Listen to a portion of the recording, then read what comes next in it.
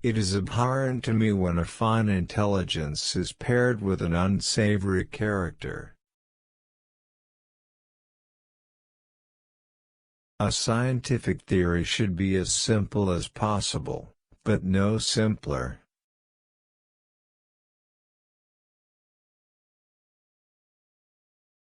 Many times a day I realize how much my own outer and inner life is built upon the labors of my fellow men, both living and dead, and how earnestly I must exert myself in order to give in return as much as I have received.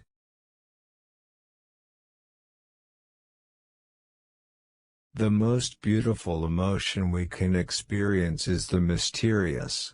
It is the fundamental emotion that stands at the cradle of all true art and science.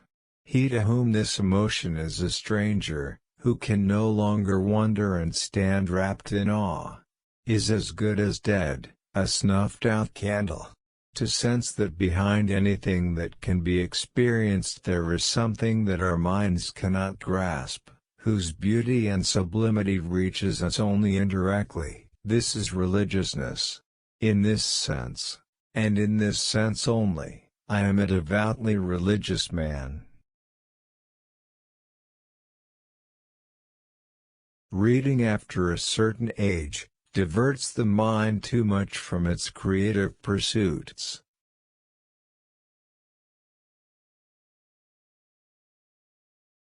There are only two ways to live your life. One is as though nothing is a miracle. The other is as though everything is.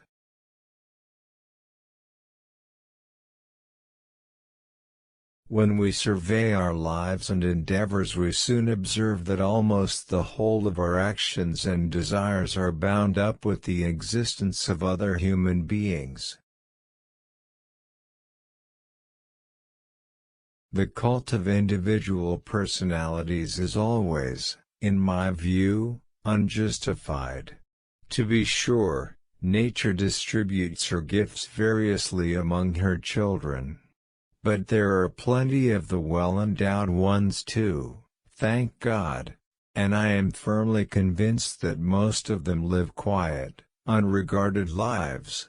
It strikes me as unfair, and even in bad taste, to select a few of them for boundless admiration, attributing superhuman powers of mind and character to them. This has been my fate, and the contrast between the popular estimate of my powers and achievements and the reality is simply grotesque.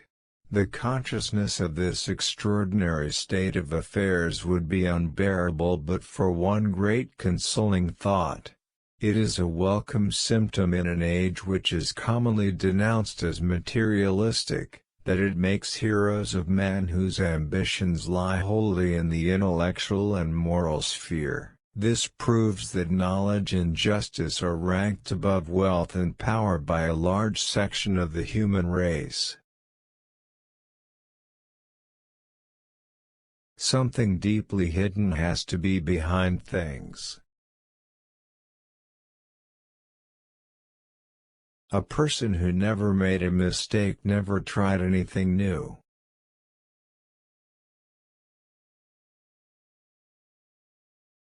We, Mr. Rosen and I, had sent your manuscript for publication and had not authorized you to show it to specialists before it is printed.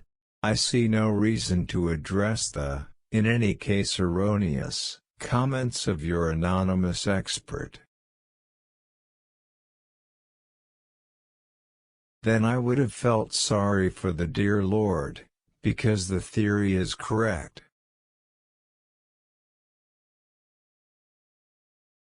That fellow Einstein suits his convenience. Every year he retracts what he wrote the year before. A common modest life brings more happiness than the pursuit of success combined with constant restlessness.